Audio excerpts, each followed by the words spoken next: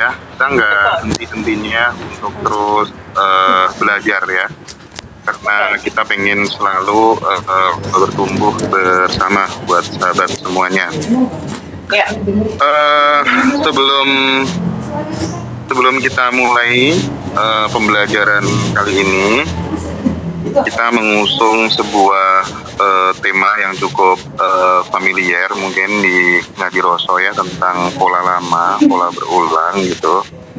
Tapi aku ingin memulainya dengan ini teh, tentang kesadaran menerima versus pasrah gitu. Ini kan kadang kan tipis teh. Betul. Jadi banyak orang itu dulu dapat program diajarkan untuk senantiasa menerima semua yang terjadi di dalam hidup teh. Ya. Nah, tapi seringkali itu justru membuat seseorang itu menjadi apa ya, kayak pasif gitu teteh.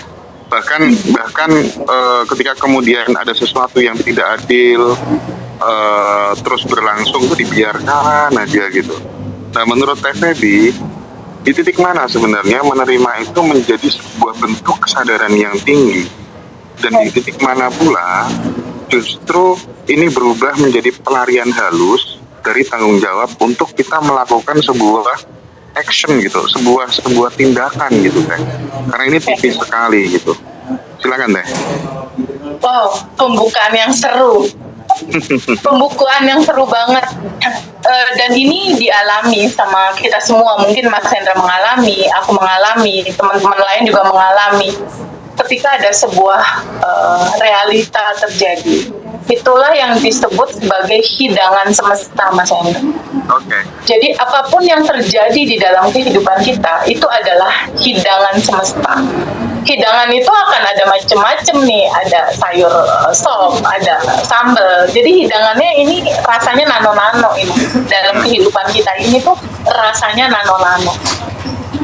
Realita hidup itu alamiahnya adalah flowing, Mas. Alamiahnya adalah mengalir. Jadi alamiah dari kehidupan kita, intinya itu harusnya dia mengalir, flowing, nggak tersumbat, nggak kita sumbat, nggak kita genggam, nggak kita pegangin gitu. Nah, cerita tadi Teh Feby ini gimana ya ngebedainnya antara realita yang terjadi, Kok nggak ada suara ya? intinya antara realita yang terjadi ini akan pada akhirnya kita terima dengan pasrah, dengan judul kepasrahan, kita nggak berbuat apa-apa, dengan basic kesadaran. Ini gimana cara membedakannya gitu. Peristiwanya sama. Anggaplah peristiwanya adalah kehilangan, atau anggaplah peristiwanya adalah tentang satu uang yang hilang, bisnis yang bangkrut misalnya, atau bisnis yang turun, atau seseorang yang mengkhianati misalnya, seperti itu. Ini mau dalam judul kita pasrah terus nggak berbuat apa-apa, konyol gitu istilahnya, atau secara basic kesadaran itu gimana gitu. Memang ini akan ada bedanya, Mas, dari sebuah latar belakang cara kita memandang sebuah realita itu, Mas.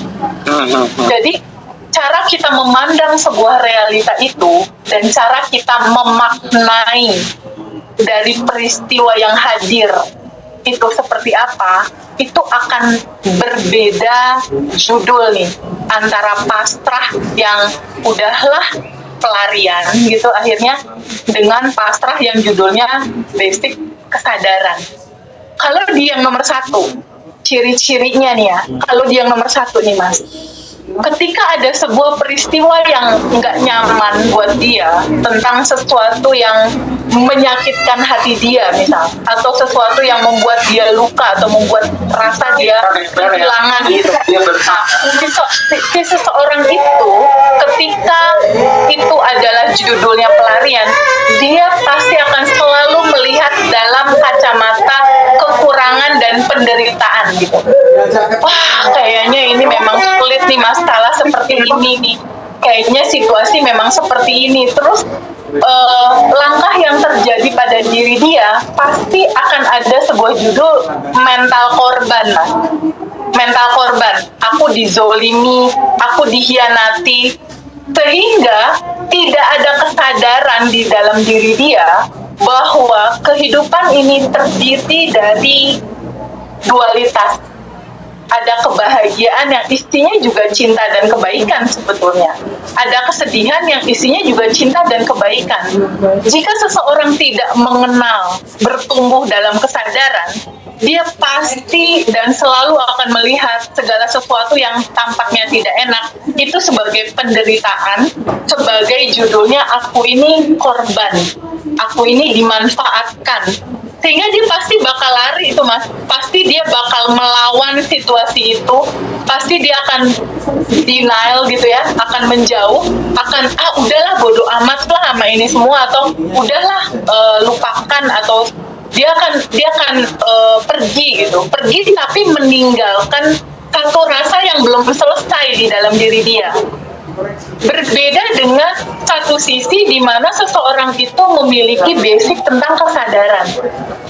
Kita dalam ranah latar belakang kesadaran, dia akan melihat, dia akan memaknai bahwa ketika ada kesedihan, ketika ada kepahitan, ketika ada kekecewaan, ketika ada kejatuhan, dia menyadari bahwa tubuhnya adalah ruang di mana semua spektrum rasa memang diizinkan untuk hadir dalam kehidupan dia. Karena paket defaultnya seorang manusia memang seperti itu, Mas.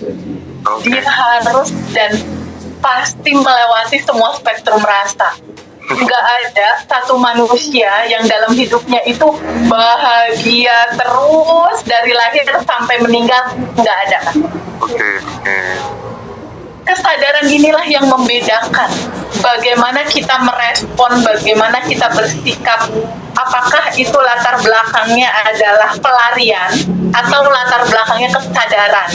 Jika latar belakangnya kesadaran, dia akan menyadari, oke, realitanya hidup ini ada dualitas.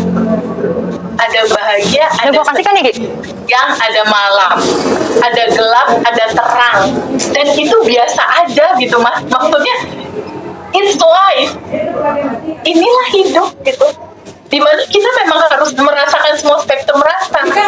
Tapi coba di titik sekarang, Mas Hendra dan teman-teman semua coba renungkan sejenak. Jika Mas Hendra tidak merasakan spektrum rasa, pernah ditinggal sama papa di masa kecil, pernah mengalami jualan sesuatu di masa kecil, pernah mengalami tinggal di pesantren, adakah Hendra yang sekarang, yang peka, yang peduli? Enggak akan ada, kan? Benar ya? Adakah teman-teman yang sekarang seperti ada Mbak Luna, ada Mbak Sally, ada Mbak lainnya? Jadi masalah kesedihan, ketakutan, kebingungan, keresahan itu adalah sekolah kehidupan. Itu adalah kuliah kehidupan. Itu yang membedakan seseorang yang berkesadaran dan tidak berkesadaran, Mas. Berbeda dengan cerita orang yang baik dan tidak baik. Ini ada judul beda sih, Mas. Kalau berkesadaran itu lebih dalam lagi daripada itu. Dia tidak lagi terlalu banyak menghakimi terhadap segala sesuatu, Mas. Karena dia melihat segalanya hukum keutuhan, segalanya hukum keseimbangan dalam kehidupan. Jadi di titik teman-teman sekarang masih dalam sisi realita yang bingung, takut, cemas, resah, coba pelan-pelan teman-teman menyadari, pelan-pelan sadari bahwa hidup ini intinya geser kesadaran kamu. Oke teh. Geseran kesadaran nih intinya, Mas. Dari kesadaran terhadap kekurangan, geser ke kesadaran terhadap kelimpahan yang sebetulnya itu adalah diri. Nah, kembali ke tadi ya teh, bahwa menerima dan pasrah itu artinya kalau boleh aku simpulkan, menerima itu bukan berarti terus kemudian kita berhenti bergerak. Tidak. Tetapi kita berhenti untuk melawan kenyataan yang sudah terjadi gitu teh ya. Betul. Jadi dengan kita berada di titik itu, kita justru mulai melahirkan sebuah tindakan yang jernih, bukan semacam kayak reaksi yang emosional begitu ya teh ya. Betul.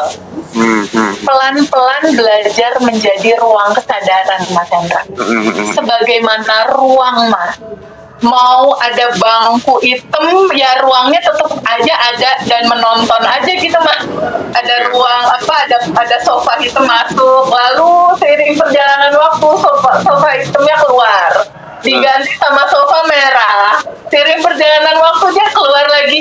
Ruang kesadaran dia hanya melingkupi itu semua, menerima dan mengalirkan semua yang terjadi aja gitu, Mas. Oke. Karena sebetulnya segalanya baik-baik aja kok. Karena di dalam tubuh kita itu dilengkapi perangkat yang sangat luar biasa sekali. Kecerdasan semesta tanpa batas. Potensi tanpa batas. Jadi, kenapa kita mengalami ini semua? Karena perangkatmu cukup gitu. Kamu tuh udah lengkap sempurna sebetulnya. Tapi masalahnya ini, jika manusia tidak mengetahui dan tidak menyadari ada apa di dalam diri dia, siapa diri dia, nah, kebahagiaan dan kelimpahannya nggak bisa dia rasain, Mas. Oke, bisa Kunci, diambil. ya, kuncinya dia harus menyadari dulu kesadaran tadi tuh, dan dia terbuka untuk menerima. Kuncinya gampang kok, cuma mengizinkan kelimpahan hadir doang, Mas. Kalau misalnya kita setelah menerima itu justru jadi diem karena takut, karena lelah, ya itu mungkin pasrah gitu ya. Tapi kalau misalnya dari menerima justru kemudian muncul sebuah keberanian yang baru untuk bertindak tanpa rasa benci, berarti itu based on kesadaran gitu ya Teh, kira-kira ya. Betul. Latar belakangnya dulu teman-teman harus tahu nih Mas Hendra tentang siapa diri dia sebetulnya. Itu basic. Sebelum saya lanjutkan ke pertanyaan selanjutnya Teh, mungkin bisa di-spill acara terdekat kita, Quantum. Masya Allah. Iya, banyak banget yang tanya Mas Hendra. Acara terdekat kita itu tanggal 6 April jam 7 malam. Itu ada quantum alignment, teman-teman. Jadi ini unik banget nih quantum alignment nih, Mas Hendra. Quantum alignment itu adalah dimensi keselarasan di medan kuantum. Intinya itu, quantum alignment. Alignment itu artinya keselarasan, Mas Hendra. Ya, alignment ya. Iya, betul. Tanggal 6 April. 6 April jam 7 malam. Nah, kenapa ini penting? Keselarasan ini penting. Karena itu kuncinya, Mas. Kuncinya ada di sana, Mas. Wahai jiwa-jiwa yang tenang. Jadi kita menyelaraskan realita kita yang sekarang dengan sejatinya kamu yang udah bahagia dan berkelimpahan. Resonasinya tuh kita deketin gitu. Keselarasannya itu kita hadirkan gitu. Tapi aku pengen jelasin dulu Teh perbedaannya quantum alignment dengan kelas-kelas yang lainnya, karena masih banyak yang tanya ini teman-teman yang ikut Zoom kali ini. Jadi quantum alignment itu di situ nanti teman-teman ada materi rilis pakai Tiara Method ya, pakai metode Tiara. Terus kemudian teman-teman akan dibimbing quantum jam, fokusnya ke relationship sama finansial ya teman-teman, manifestasi rezeki kayak gitu. Nah terus nanti ada materi Arigato Money. Dan sahabat nanti di di acara Zoom Quantum Alignment ini bayarnya hanya 350.000. Teman-teman sudah dapat 5 audio ya, 5 audio yang itu nanti bisa diputar teman-teman sebelum tidur gitu. Tapi kalau misalnya sahabat mau dapetin audionya saja juga tidak masalah, itu hanya 150.000. Nah kalau misalnya teman-teman, kalau audio itu kan biasanya kita bundling paket sama buku ya Teh ya. Sama buku yang kayak gini ya Mas ya, yang kemarin ngajar bikin ya. Buku itu untuk apa gitu? Kalau untuk daftarnya teman-teman nanti hubungi adminnya di Rosto aja.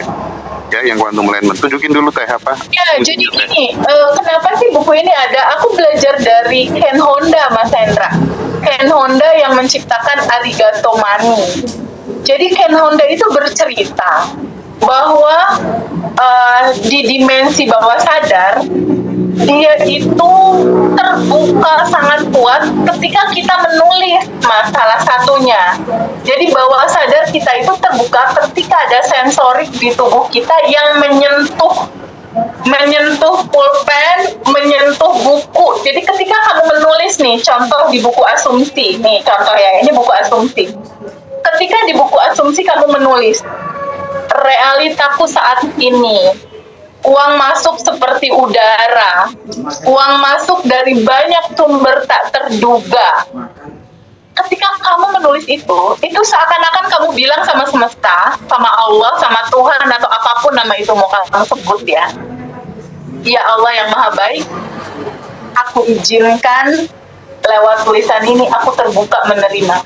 Jadi itu kayak proklamir gitu mas, proklamator. Nah kayak memproklamirkan sesuatu bahwa aku siap menerima, gitu mas. Buku Asumsi ini powerful luar biasa, Nah salah satu alumni yang akan testimoni hari ini, yang alumni jodoh, itu dia lakukan menulis buku Asumsi ini, gitu. Tapi pada akhirnya dia menikah. Jadi prinsipnya buku Asumsi itu teman-teman akan ngisi sendiri gitu ya. Tapi betul. di buku itu sudah ada panduannya ya. Betul. Selain Ada buku keterangan Asumsi, ini apa? Nah, pertama buku Asumsi. Nah, yang kedua di sini ada buku goals. Buku goals ini kamu tulisnya 1 tahun sekali aja. Kalau Asumsi ini kamu tulis malam hari sebelum tidur, setelah sholat isya, atau teman-teman malam hari lah intinya. Ditulis di malam hari. Maksudnya apa yang buku Asumsi? Kamu mau realita kamu kayak gimana sih? Tulis di situ. Realita kamu mau terjadi seperti apa? Tapi aku mau nulis, dalam realitaku saat ini suamiku soleh, sabar, baik. Tulis aja gitu. Setelah itu kamu tulis, kamu baca, kamu rasakan itu sudah terjadi, lalu kamu tidur. Itu buku Asumsi ya, malam hari. Lalu satu lagi buku goals. Nah, buku goals itu hanya ditulis 1 tahun sekali aja. Sebagai arah hidup, kamu mau kemana? Ibaratnya kamu pergi ke stasiun kereta api. Nih Mas Hendra pergi ke stasiun kereta api. Lalu petugasnya nanya, Bapak mau kemana? Sama kayak kehidupan ini kamu mau bawa kemana sih gitu. Bapak mau kemana? Tiba-tiba kamu jawab, kemana ya? Terserah kereta api aja deh membawa saya kemana. Akhirnya di perjalanan kehidupan ini ya udah random aja gitu mas terjadinya. Nah, dengan buku goals yang kamu tulis 1 tahun sekali, kamu akan menulis goals hidup kamu. Kayak contoh yang testimoni hari ini, dia menulis di buku goals, menikah di 2026. Nah, di sini ada panduannya, cara nulisnya gimana, terus contohnya seperti apa, buku goals itu apa, itu diterangkan di sini. Di sini ada lembaran-lembaran kosong, kamu tulis sendiri goal kamu. Dan bahasanya simpel banget. Ya Allah, ya Tuhanku, aku bersyukur dan berterima kasih. Misal, jodohku atau aku sudah menikah di 2026. Kalimatnya cuma kayak gitu aja. Karena ketika kamu menulis, itu salah satu deklarasi kamu bilang, ya Allah, ya Tuhanku, aku siap menerima. Menerima apa yang kamu tulis ini, gitu. Jadi buat teman-teman yang belum berkesempatan ikut kelas, boleh praktekin aja dulu gitu. Ya. Dan banyak kok ya mas yang udah testimoni ya mas. Bener. Jadi prinsipnya kita ingin mengabarkan kepada sahabat semuanya, banyak sekali teman-teman yang bilang berhasil menerapkan apa yang disampaikan sama Teteh, dan itu mereka banyak yang belum ikut kelas. Dan terakhir yang WhatsApp saya sendiri yang lama gak dapat jodoh, akhirnya dapat jodoh tanpa ikut kelas. Ya, tanpa ikut kelas sama sekali, tapi karena dia sebagai wujud terima kasihnya mau join kelas reuni di Surabaya Teh. Alhamdulillah ketemu pengantin baru.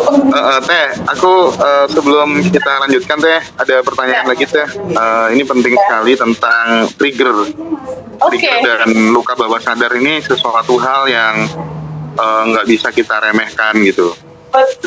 Ketika seseorang itu merasa sangat mudah ke-trigger oleh situasi tertentu gitu ya, baik itu dalam hubungan, pekerjaan, keuangan, apakah itu selalu berarti ada luka lama yang belum selesai gitu? Dan yang lebih dalam lagi Teh, bagaimana cara kita bisa membedakan tuh antara reaksi yang memang perlu disadari dan disembuhkan dengan reaksi yang sebenarnya itu adalah apa ya, sinyal bahwa kita itu sedang tidak menghormati diri sendiri gitu. Nah itu tuh penting untuk dielaborasi kali ya. Iya, ini pertanyaan seru-seru banget dan mau aja pertanyaan ini. Mas Hendra, faktanya Mas Hendra, alumni Bandung Revolution itu ribuan orang ya, udah tembus ya. Alumni batch-nya sendiri itu udah tembus hampir 5.000-an lebih gitu. Yang private online offline-nya udah lebih dari 300 orang lebih kan. Dan itu luar biasa Mas Hendra. Apa yang terjadi? Jadi kan aku tuh bikin jadi gini. Private kelas itu the best sih Mas. The bestnya kenapa? Karena kan aku one on one ya sama peserta ya.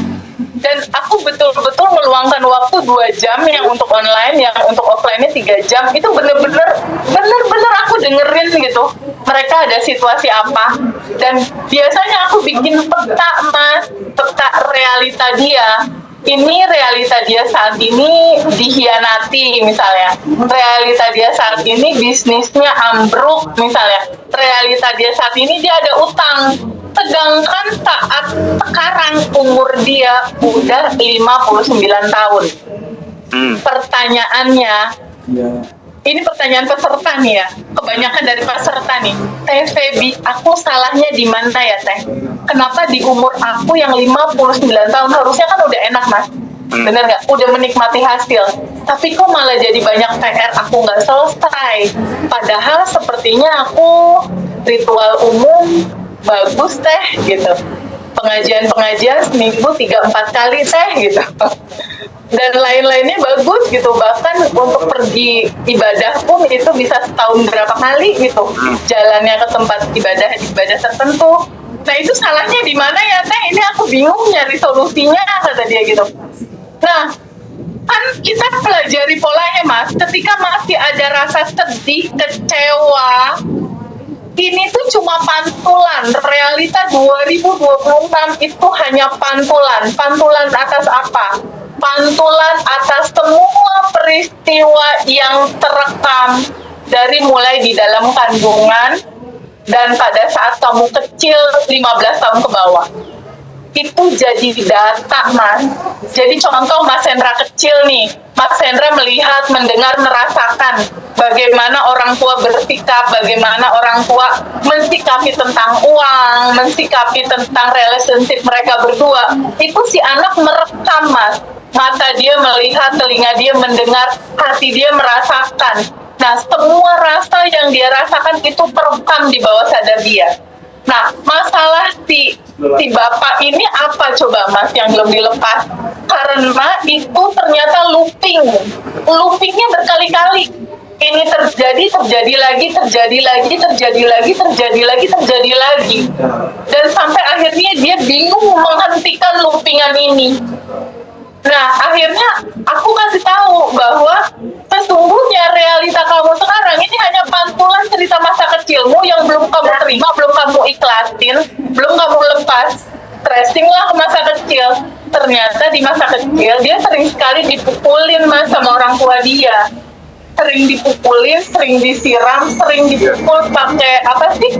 Pakai lidi gitu. Jadi ya? itu terekam di bawah sadar dia, menimbulkan trauma. Nah, aku tanya rasanya apa pada saat mengalami itu? Sedih. Terus apalagi kecewa sama ayah aku. Terus apalagi rasanya ketakutan, dia bilang gitu. Karena pernah waktu itu dia bikin salah, dikejar-kejar sama orang tuanya pakai rotan. Dia lari, Mas, sampai masuk rumah orang. Nah, si trauma itu terekam di tubuh. Jadi ternyata Mas Hendra, kita ini tidak hanya merekam DNA orang tua kita seperti kayak mata kita sama kayak ayah kita, gitu kan ya? Bener nggak? Rambut kita keriting sama kayak ibu kita. Ternyata tidak hanya merekam itu Mas Hendra, tapi juga merekam trauma. Tapi juga merekam kepahitan, kesedihan. Jika itu belum diterima, belum diikhlasin, belum dialirin, belum dilepasin, itulah yang menyala terus di bawah sadar, mengundang realita baru terjadi dalam kehidupanmu di realita saat ini. Oke. Itu Mas Hendra. Jadi Eh, itu bukan cuma satu orang, Mas. Hampir 99% permasalahan teman-teman yang privat dan online offline itu selesai ketika menggali akar. Oke, Teh. Menggali akar gitu. Jadi itu penting sekali, wawasan tentang pattern masa kecil penting sekali. Kuncinya di mana? Mengikhlaskan. Mengikhlaskan, melepaskan. Kuncinya tuh diikhlasin gitu, Mas. Bahwa oke, kan cerita-cerita itu kan cerita masa lalu kan udah selesai ya, Mas, bener nggak? Iya. Kita nggak usah kasih makna lagi ke situ gitu. Yang dikasih makna itu kan yang menimbulkan vibrasi rasa yang nggak enak. Rasa yang nggak enak itulah yang akhirnya memantulkan realita karena dia memancarkan frekuensi dan vibrasi di tubuh kita. Gitu. Nah, pertanyaan tadi, Teh Febi, gimana dong untuk trigger dan luka batin? Ini apakah dalam bentuk reaksi tentang sinyal segala sesuatu itu memang belum selesai? Gini aja teman-teman, kalau teman-teman masih merasakan looping, itu udah sampai ke sensasi tubuh belum?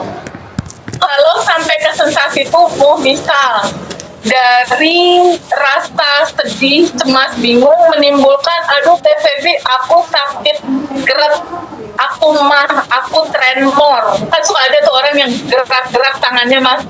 Itu artinya luka batinnya belum dia selesain.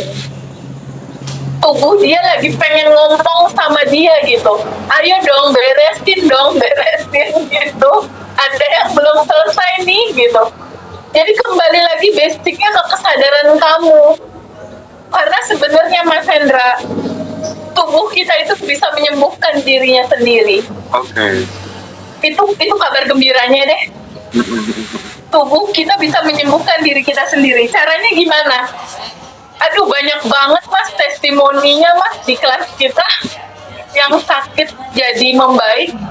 Dan ada beberapa yang sakit kanker itu dari kanker stadium 3 kalau nggak salah. Terakhir dia cek lab itu udah 0 loh Mas kankernya. Wow. Itu bahagia sekali kita. Oke. Prakteknya simple Mas, cuma sadar nafas syukur aja. Cuma bersyukur di pagi hari dan dia mulai bikin realita baru. Aku sehat. Gitu Mas. Aku sehat. Karena Mas Hendra kuncinya tuh ada di satu kata itu Mas. Aku. Kamu mau bikin apa di depannya? Aku sehat. Itu jadikan asumsi di malam hari, bikin kuantum jamnya di malam hari, lalu lepaskan hasilnya. Karena segala sesuatu yang bersanding di depan kata aku, itu bagaikan sebuah perintah Mas Hendra. Perintah penciptaan. Oke. Itu rahasia terbesarnya ada di situ. Nanti kalau misalnya buat teman-teman yang baru pertama kali join, ini bisa di breakdown utuh saat kelas batch 26. Ya. Jadi sahabat bisa ikuti secara online maupun offline. Cuman kabar gembiranya kalau yang ikut online itu dibandingkan dengan online sebelumnya itu durasinya lebih panjang teman-teman. Kita akan start sekitar jam 7:30 pagi sampai sekitar jam 12:30 kali ya.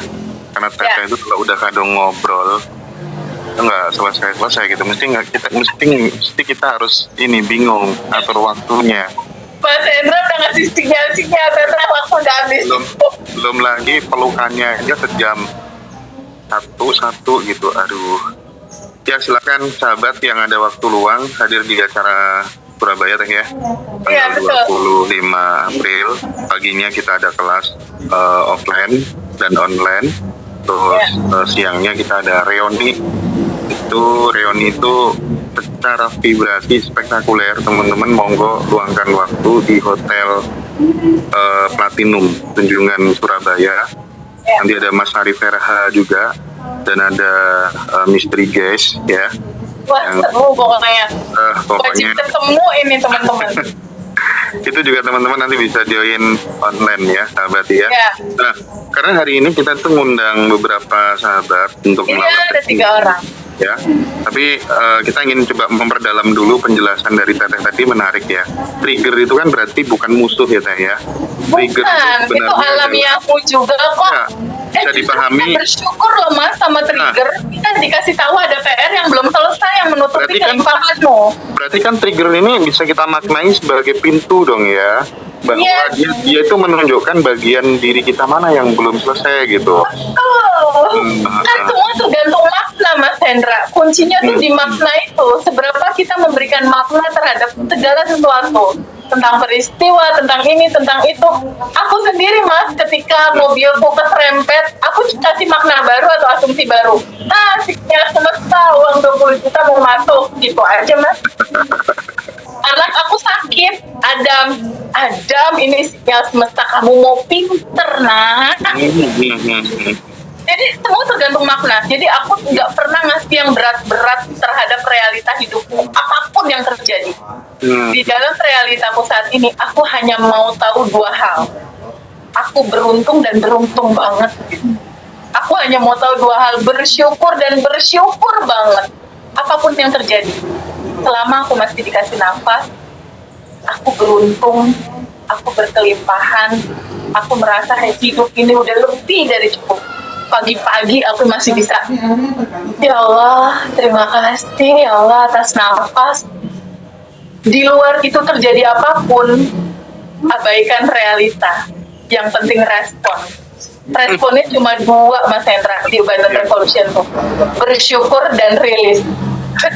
Oke, Teh, aku jadi teringat waktu ngobrol sama Mas Arif kapan hari itu. Ya. Kegagalan yang sesungguhnya itu adalah gagal memberikan arti kepada kegagalan sehingga gagal menggagalkan kegagalan gitu. itu quote yang kegagalannya bagus juga itu. pusing, terlalu banyak kata gagal. Jadi oh Mas Hendra, sorry aku mau kasih tahu. Zoom ini kuotanya adalah Mas Hendra, sorry aku mau kasih tahu. Zoom ini kuotanya 1.000 orang. Dan kita udah tembus 999. Ini kalau lebih dari 1.000, maaf banget teman-teman, ada yang belum memungkinkan join. Iya benar.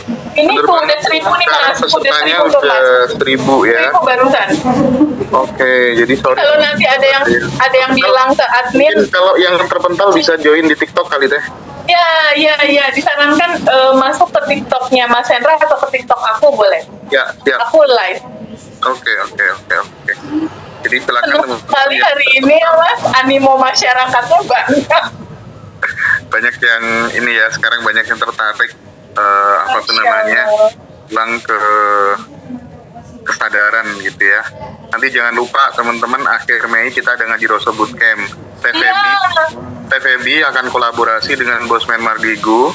Dan nanti ada Mbak Amanda juga yang akan menemani untuk meditasi inner child dan vision board.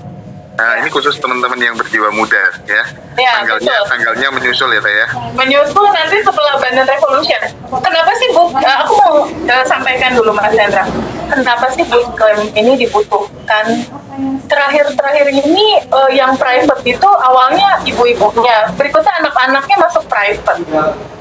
Nah, ada salah satu waktu itu Mbak Lela kirim info ada yang mau private TVB gitu. Ternyata anak masih beli ya Mas Hendra, sekitar 18 tahun kurang lebih.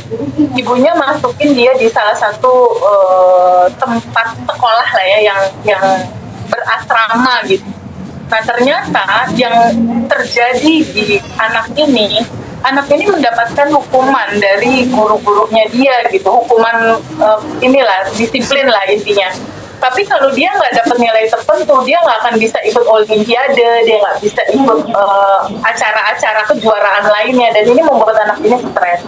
Dan anak ini pernah dipukul juga sama gurunya. Jadi anak ini kenapa dimasukin private? Nah, makanya kenapa butuh bootcamp ini gitu ya. Kenapa dimasukin private waktu itu? Karena si ibu udah nggak bisa ngehandle anak ini murung, takut. Jadi hari-hari dia mau balik lagi sekolah, dia takut. Nah, akhirnya masuk private, lalu aku tanya, takutnya apa? Dia cerita. Lalu aku tanya pertama kali takut, kita geser dulu yuk ke cerita masa kecil kamu. Ternyata pertama kali takut itu dia menyaksikan ibu bapaknya bercerai, Mas. Terus ibu bapaknya berantem depan dia. Bapaknya bawa senjata tajam, Mas. Oh, Lari-lari ngejar-ngejar ibunya. iya, Jadi iya. dia ada ketakutan yang dahsyat.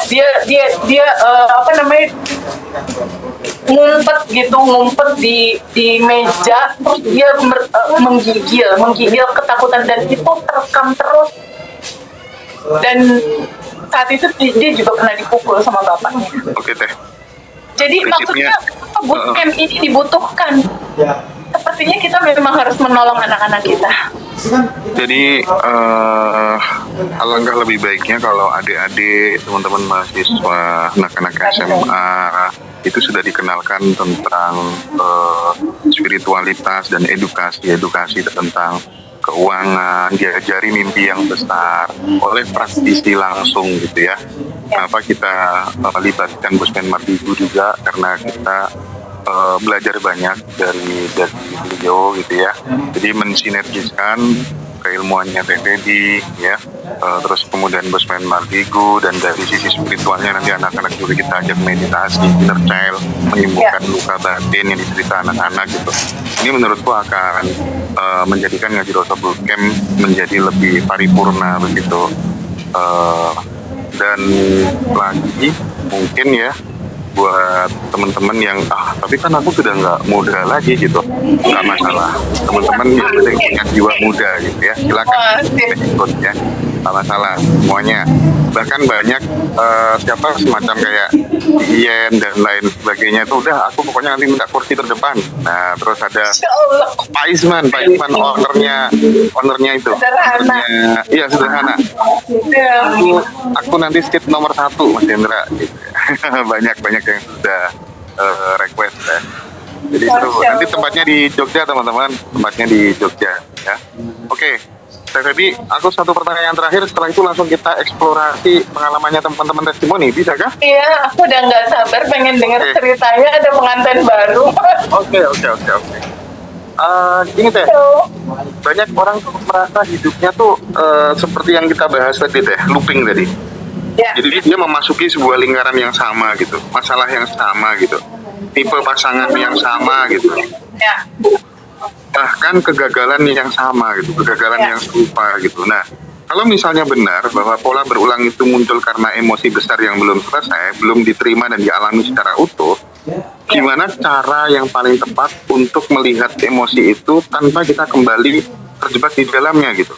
Dan mungkin nggak seseorang itu yang benar-benar bebas dari pola, atau seseorang itu benar-benar bebas dari pola? Apakah mungkin, atau hanya berpindah ke pola yang lebih apa ya, semacam kayak lebih halus gitu daripada pola yang sebelumnya gitu Teh? Nggak bisa bener-bener terbebas secara totalitas gitu, maksudnya gitu Teh? Gimana tuh? Mas Hendra. Sebetulnya semua solusi dari apa yang tadi Mas Hendra sampaikan, ketika ada loopingan yang nggak selesai, lingkarannya masuk situ lagi, Oh, Masya Allah Mas Hendra, solusinya itu simpel banget.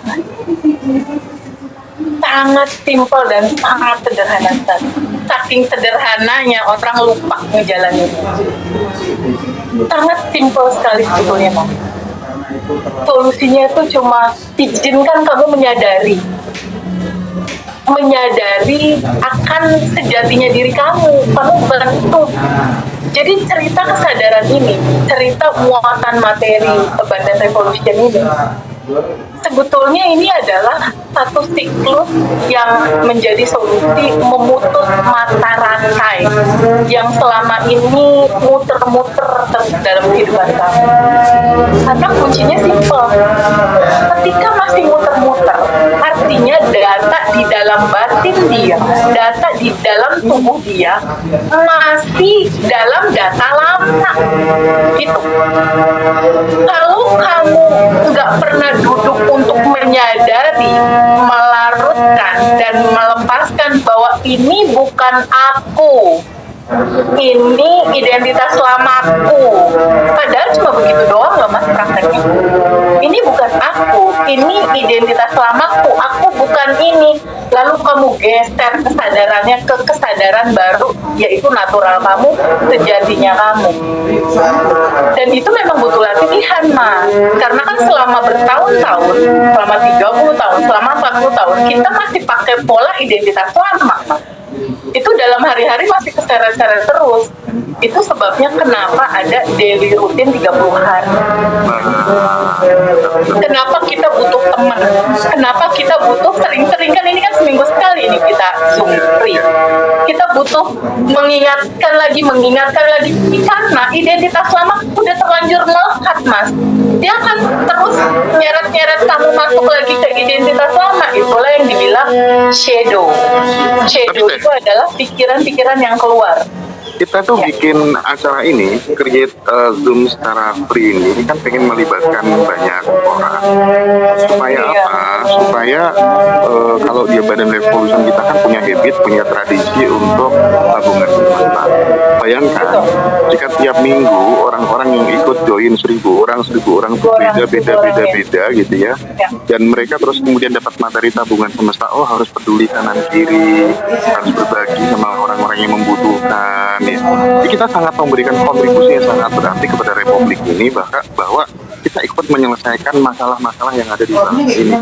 Orang jadi lebih peka, punya output sosial yang jelas gitu. Tidak hanya berpikir tentang diri dan keluarganya saja gitu. Tapi dia benar-benar bisa merasakan kebahagiaan saat kemudian melihat orang lain bahagia. Nah, makanya ini penting sekali komunitas ini dibangun ya supaya tumbuh kesadaran kita peka secara sosial. Nah, itu mungkin Teteh. Di kesempatan kali ini aku juga mau bilang Mas Hendra bahwa YouTube official kita itu adalah Abundant Revolution 17 yang berbayar. Di luar itu nggak ada gitu. Karena di luar itu kan ada YouTube channel yang mengatasnamakan Abundance juga dan berbayar luar biasa, sementara video-videonya video-video Abundant Revolution semua gitu Mas Hendra. Jadi channel resmi kita itu Abundant Revolution, terus kemudian Baby Abundant Revolution. Betul. Terus ada juga yang testimoni semua yang ruang kesadaran SPB. Punya kita juga. Kalau clipper kita bebas lah ya di TikTok. Cuman seperti yang kita ingetin kemarin, apapun namanya, ada kan satu channel yang berbayar dan itu mahal banget. Kalau bisa jangan seperti itu gitu ya. Tapi udahlah, yang penting kita kasih tahu ya teman-teman yang mau join, yang mau jadi pelanggannya channel YouTube Abundant Revolution itu per bulan 40.000 ya. Betul, yang resmi itu 40.000. Kaji Rosso juga sama ya, teman-teman bisa mendapatkan video premiumnya di channel itu.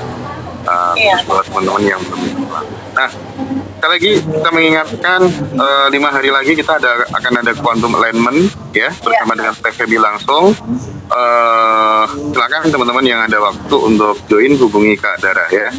Oke, sekarang TVB silakan mau geser ke siapa dulu untuk memberikan kesempatan buat teman-teman bercerita. Ya. Mas Hendra sering ketemu lah sama alumni ini, dia setiap offline selalu datang dan setia banget setiap ada kelas. Pokoknya reuni dia datang, kelas offline Jakarta datang selalu datang. Mimpi terbesar hidup dia adalah menikah. Gitu. Karena sebelumnya dia punya limitasi terhadap begitu banyak hal tentang pernikahan. Tapi setelah dia bergeser identitas selama selesai, identitas barunya yang dipegang, luar biasa. Awal dia ikut kelas itu posisinya dia dalam kekhawatiran, ketakutan, kebingungan, job bisnis dia juga lagi sepi. Tapi di titik hari ini luar biasa, dia dapet jodoh, job-jobnya rame Mas. Kita denger aja ya Mas keterangannya. Sebelum ke Mbaknya teh. Aku izin bacakan satu testimoni yang temen kita yang belum pernah ikut kelas sama sekali itu teh. Oh boleh, silakan. Aku juga belum dengar masalahnya. Jadi nggak usah ikut kelas nggak apa-apa ya guys, teman-teman ya. Kalau memang nggak bisa nggak usah dipaksa-paksakan gitu. Sorry, ini serius. Saya berangkat dari lubuk hati yang paling dalam. Teman-teman kalau nggak ikut kelas nggak masalah. Teman-teman ikutin aja channel-channel kita gitu. Ini buktinya gini. Ada salah satu subscriber namanya tuh Cahyaning Rahayu. Ya. Assalamualaikum Mas Hendra. Saya Cahyaning Rahayu dari Jakarta. Umurku 33 tahun. Aku ngikutin Ngaji Roso udah hampir 5 tahun. Thank you. Tapi yang benar-benar fokusin di TVB Desember 2024. Saat itu saya sedih sekali masalah jodoh karena tuntutan keluarga. Kita tahu lah kalau soal ini ya. Dengan umur segitu belum menikah, tapi alhamdulillah setelah ngikutin rilis sadar nafas syukur dan ngedoain 10 orang setiap hari dan selalu afirmasi yang positif. Di bulan Januari 2025, saya ketemu dengan jodoh saya. Di bulan Juni 2025, saya tunangan. Di bulan Februari 2026 kemarin, kami menikah. Masya Allah Mas Hendra, terima kasih banyak. Semua mudah dan menyenangkan. Saya pengen ikut kelas teteh yang bulan depan Mas, karena tahun kemarin susah banget waktunya. Makasih banyak teteh, I love you. Untuk tim Ngaji Roso sehat semua, terima kasih gitu teh. Bahagia banget. Iya kan, seneng banget ya kita denger kayak gini ya. Aduh, Masya Allah. Selamat Kak Cahyaning Rahayu ya, mungkin nonton kali ini ya. Oke. Selamat ya pengantin baru, ikut senang, selalu bersyukur dan alirkan selalu kelimpahan. Oke, lanjut ya tadi teh. Silakan. Ya, kita kan undang open mic dulu untuk Tehera Jakarta. Ini peserta private online Badan Revolution. Mbak Hera, boleh open mic di mana sayang? Halo Mbak Hera. Mas Hendra lihat pengantin Mas Hendra, cahayanya masih kelihatan. Selamat Mbak Hera, selamat Bu Hera. Ya, sama Mas Hendra. Sayang Kita boleh pernah ketemu ya. Pernah. Pas aku lagi mau take video itu loh, kapan hari aku Iya. ingat. Dirimu sama itu kan, sama Mbak Ina kan? Sama Mbak Ina, iya Iya, betul. sama Mbak Ina. Mbak Ina tuh kalau aku di Jakarta selalu nyamperin deh, ya keren Mbak Ina tuh. Iya, Mbak Ina nggak bilang Mas, kalau bilang pasti aku ikut juga. Mbak Ira mungkin bisa sharing ya pengalamannya ya, supaya ini menjadi pembelajaran, menjadi transformasi knowledge dan experience buat teman-teman semuanya yang nonton video ini. Silakan Mbak Ira, silakan dulu. Awalnya gimana? Ya, terima kasih kesempatannya TVB, saya, Mas Hendra. Ya, aku belum ngomong udah mau mewek aja nih. Masya Allah sayang. Apa ya? Aku jadi gak bisa ngomong gitu. Ya, aku tahu rasa hatimu. Apa ya? Jadi memang aku tuh apa ya, penantian aku gitu teh Mas. Aku tuh makanya aku disuruh testimoni ini seneng banget kan, aku mau menginspirasi ke semua banyak, khususnya semua banyak apa wanita gitu ya, perempuan, kalau harapan itu ada, kalau miracle itu ada gitu. Aku kan sambil niat malu. Iya. Karena apa ya, penantian aku gitu ya teh. Apa ya? Aku tuh dari kecil memang pemimpi berat gitu ya. Dream aku tuh banyak dari semenjak aku kecil. Khususnya kuliah, aku tuh emang pengen merubah nasib gitu. Karena aku bukan terlahir sebagai orang yang mampu gitu ya dulu ya teh ya. Terus tapi alhamdulillah walaupun aku bukan dari keluarga yang berkecukupan, aku tuh nggak sampai yang jadi kerja kasar gitu. Aku dari kelas 4 SD tuh aku udah ngajar gitu ya. Aku ngajar privat, pelajaran gitu, ngaji. Karena itu jadi aku dari kecil tuh udah mandiri gitu, udah cari uang sendiri gitu teh. Dari kelas 4 SD sampai sekarang. Nah, terus aku tuh pemimpi berat, apa yang aku manifestasikan itu selalu kesampaian gitu. Kadang baru terbersit, jadi udah kesampaian gitu. Pokoknya aku pengen, waktu itu aku pengen pesantren. Pesantren kan mahal ya. Aku ngebatin aja, ya Allah, aku nggak punya, aku ditinggal bapak kan dari kecil. Mana gitu, oh subhanallah aku dapat beasiswa, aku siswa terbaik se-Jakarta Selatan. Jadi aku dapat apa gratis lah pesantren gitu. Terus aku pengen punya uang segini selalu kesampaian, pengen punya rumah yang masuk mobil, karena dulu aku tinggal di rumah kontrakan petak yang gak bisa masuk mobil gitu teh. Terus kesampaian mau dari ngajar jadi guru, mau jadi pebisnis, aku resign, kesampaian aku mau punya uang sekian. Selalu apa yang aku pengen itu kesampaian. Cuma aku tuh cuma masalah jodoh gitu kok. Aku tuh kalau kayak masalah uang tuh alhamdulillah gampang banget gitu, pengen ini. Kok untuk yang jodoh ini kok kayak susah banget gitu. Padahal dan selalu tuh pola berulang gitu. Jadi kalau yang rata-rata yang datang sama aku tuh aku cengkater gitu. Banyak cowok yang ngejar-ngejar aku tuh. Tapi aku enggak, aku juga kadang kan aku wanita mandiri ya. Jadi aku bisa cari uang sendiri kalau hanya status menikah aja. Aku nggak bisa dipaksa gitu ya, kalau kita nggak serk gitu kan, nggak ada rasa. Nah, sampai penantian aku lulus kuliah, aku ngajar di usia 23 atau 24 kan udah mulai resah gitu ya teh. Mas kok belum ada yang aku cocok. Pokoknya dari aku, sebenarnya kalau aku mau menikah tuh aku dari kelas 5 SD tuh udah banyak yang ngelamar, cuma kan aku pengen ngerubah nasib gitu, nggak mau pengen sukses dulu gitu baru menikah. Nah, terus dari pas aku ngajar usia 24 sampai ke 30, ke 35 tuh makin resah gitu kan, sampai aku di Rukiah berapa kali, ke Rukiah tapi ke daerah-daerah semua. Akhirnya aku ikut pelatihan ya, terus ikut pelatihan karena aku tuh sampai kayak sempet mau bunuh diri gitu teh, karena gini, kok aku pengen uang sekian, pengen manifestasi apa semua kesampaian, tapi kok untuk jodoh kok aku susah banget gitu. Giliran yang aku nggak suka seret ngejar-ngejar, giliran yang aku suka itu rata-rata tuh suami orang gitu kan. Aku kan juga nggak mau ngerusak rumah tangga orang gitu ya. Nah jadi kayak sampai aku hopeless, akhirnya udah deh aku nggak mau deket lagi sama cowok gitu, udah putus asa banget. Nah karena semua orang tuh suka pada bilang, ya ampun kamu tuh semua kamu udah punya rumah, usaha, mobil semua, tinggal jodoh ya. Kenapa kok kamu kalau masalah rezeki gampang banget, kok masalah jodoh kamu semua tuh ngelabelin aku kayak gitu.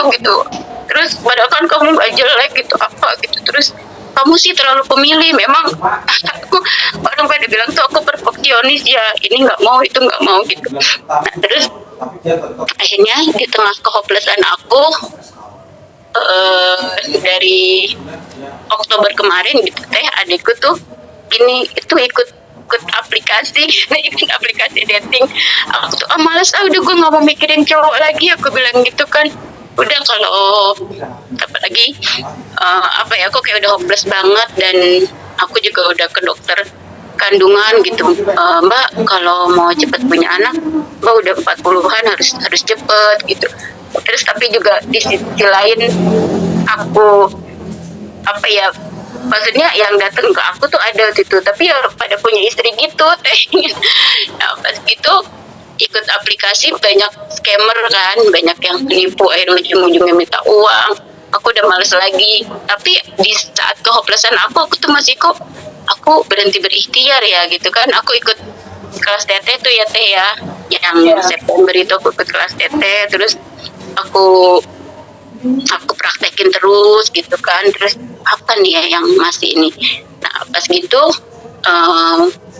ya udah ada aplikasi itu ya lewat, aku ikut lagi gitu.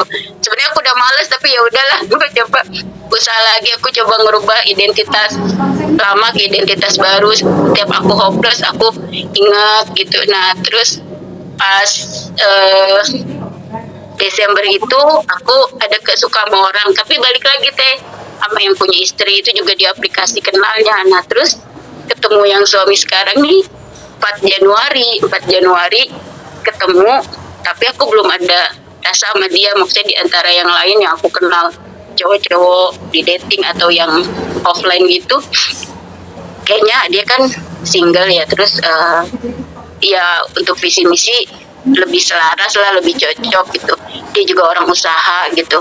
Nah, tapi masalahnya perasaan aku tuh masih sama yang beristri itu. Gitu. Nah, terus akhirnya kan ikut kelas teteh tuh ya teh. Yang apa ya, retreat itu yang 24 Januari. Kan 4 Januari, 24 Januari. Ya itu kan ketemu suami 4 Januari. Terus 24 Januarinya kan ikut retreat. Nah, aku kan minta waktu sama teteh ya. Teteh, aku diapain kayak ini gitu. Aku dikejar-kejar sampai kamar hotel aku. Gini, aku diapain, kayak pemikiran aku nih, aku nggak bener banget. Masa aku sukanya sama suami orang terus gini, dan yang single dateng yang ini aku nggak cocok nih apa ya. Nah terus teteh kan bilang, coba kamu tulis kriteria suami yang selama ini kamu tulis apa. Aku kelupaan ya teh, ternyata yang single aku nggak nulis single dari dulu gitu. Aku nulisnya tuh Islam, baik gitu kan, taat, terus sayang, cinta, tanggung jawab, setia, kaya raya. Singlenya aku nggak tulis gitu. Terus kata teteh, coba tulis malam ini, besok pagi kasih lihat ke aku gitu kan ya teh. Terus aku tulis ulang, pertama jangan lupa single, nanti yang datang ke kamu yang bersertifikat terus gitu kan. Terus aku tulis single. Nah pas udah selesai retreat, terus si suami aku ini ngajak ketemu gitu kan. Itu padahal kita udah yang kayak rada-rada renggang gitu, karena dia tahu aku tuh masih suka sama yang punya istri. Dia bilang, ya udah, perasaan gak bisa dipaksain kalau kamu emang nggak asal sama aku gitu. Terus dia ngajak ketemu lagi nih, aku lagi ada rezeki lebih nih gitu, kamu mau makan di restoran mana, mahal apapun aku traktir gitu. Terus ya udah ketemu. Nah pas gitu aku tuh pas tulis single ya, habis retreat kayaknya Seninnya retreat kan Sabtu Minggu ya teh, Senin apa Selasanya ketemu, aku tuh ngeliat sisi baik dari suami.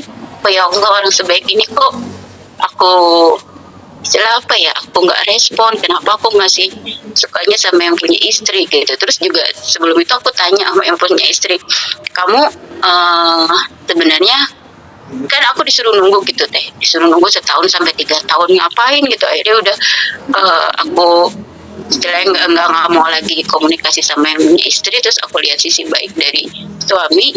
Terus suami tuh emang dari awal ketemu tuh udah ngajak nikah. Aku tuh kan selalu ngomongin pernikahan sama kamu, mau nikah besok juga hayu, cuma kamunya yang abai gitu.